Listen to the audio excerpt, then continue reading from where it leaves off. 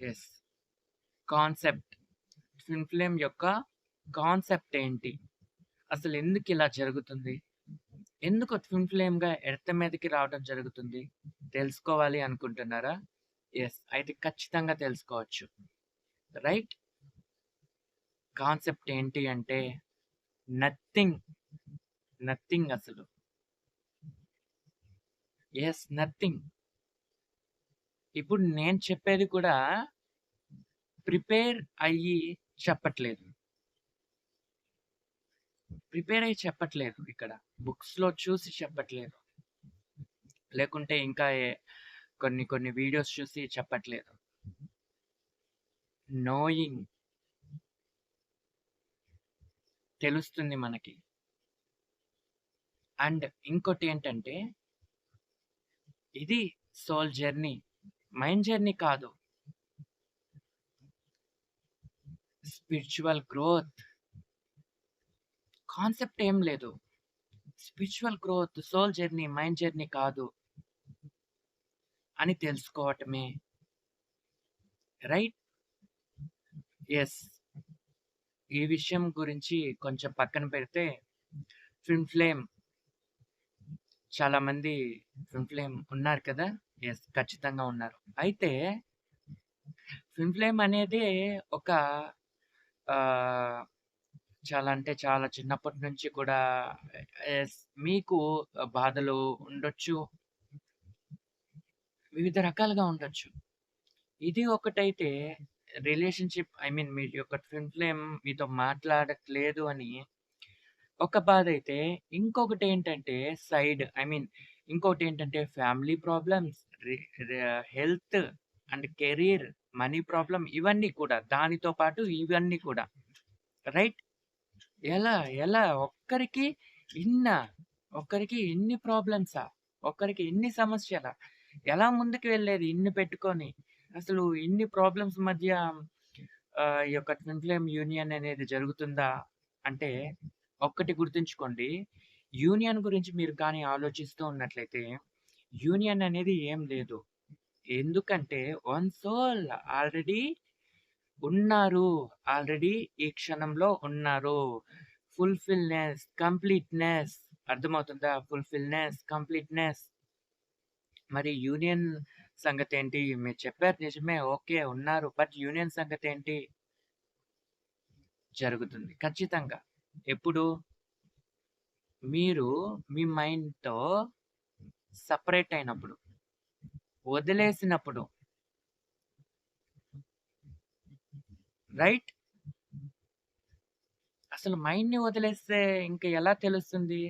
అంటే మీరు బాగా అర్థం చేసుకోవాలి. మైండ్‌ని వదిలేయమంటున్నాను అంటే ఇక్కడ ఏం వదిలేయాలి అంటే నిజంగా positive, negative, masculine, feminine, yin, yang, white, black, dark, light.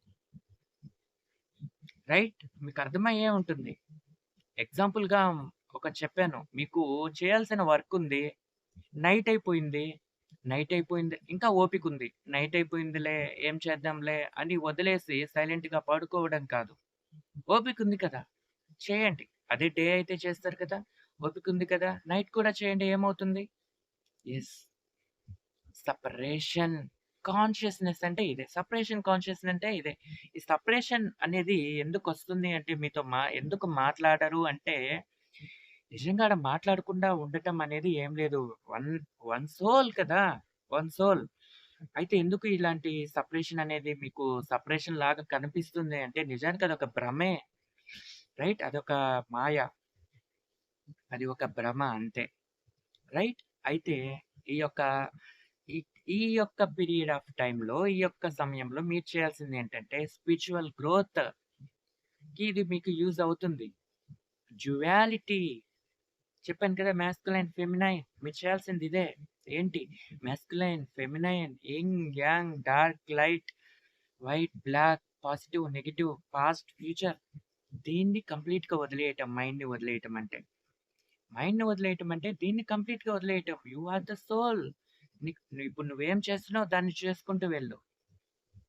Right. చెప్పాను కదా! మరి ఆ సంగతేంటి? ఏ సంగతంటే ఇన్ని ప్రాబ్లమ్స్ ఉంటే మళ్ళీ యెస్. నేను ట్విన్ ఫ్లేమ్ మాట్లాడట్లేదే అని ఒక పెద్ద ప్రాబ్లమ్ అయితే, ఇంట్లో మళ్ళీ ఇన్ని problems family, health, career, money మరి ఇవి ఎట్లా అంటే, అవి కూడా మీ ట్విన్ ఫ్లేమే. హెల్త్ మీ ట్విన్ ఫ్లేమ్, కెరీర్ మీ ట్విన్ ఫ్లేమ్, మనీ మీ ట్విన్ ఫ్లేమ్, మీ యొక్క ఫ్యామిలీ మీ యొక్క ట్విన్ ఫ్లేమ్. ఎగ్జాంపుల్‌గా మీ దగ్గర మీకు అవసరమైనంత మనీ లేదు.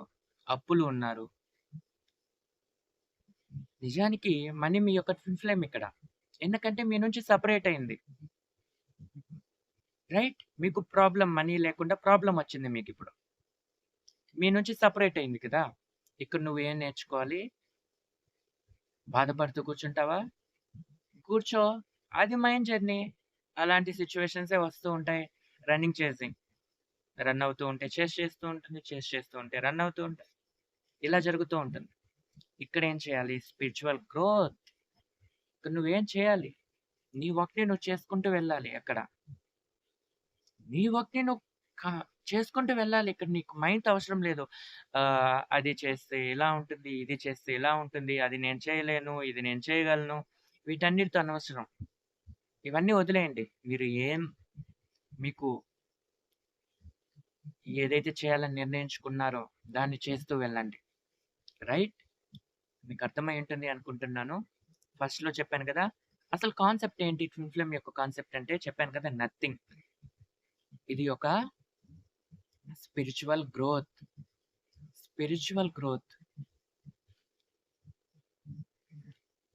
స్పిరిచ్యువల్‌గా ఎదగటానికి మనం ట్విన్ ఫ్లేమ్‌గా వస్తామన్నమాట. స్పిరిచ్యువల్‌గా ఎదగటానికి.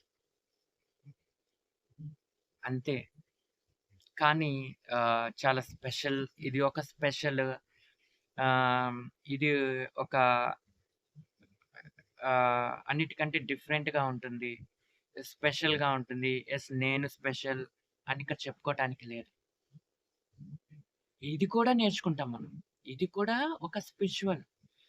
ఇది కూడా మనం నేర్చుకుంటాం. ఓహ్! నేను సోల్‌ని, మైండ్‌ని కాదు అని ఇక్కడ నీకు అర్థమవుతుంది. సో, ఈ విధంగా జరుగుతుంది అన్నమాట. ప్రతి ఒక్కటి కూడా మీకు అర్థమవుతూనే ఉంటుంది. రైట్? ట్విన్ ఫ్లేమ్‌గా జన్మను తీసుకొని వచ్చాము అంటే, ఇక్కడ మనం మైండ్ కాదు, సోల్ అని తెలుసుకొని స్పిరిచ్యువల్‌గా గ్రోత్ అవుతూ ఉంటామన్నమాట. సో, ఇది ఈ వీడియోలో ఇన్ఫర్మేషన్. చూస్తూ ఉండండి. ఇంకా వీడియోస్ చేస్తూ ఉంటాను.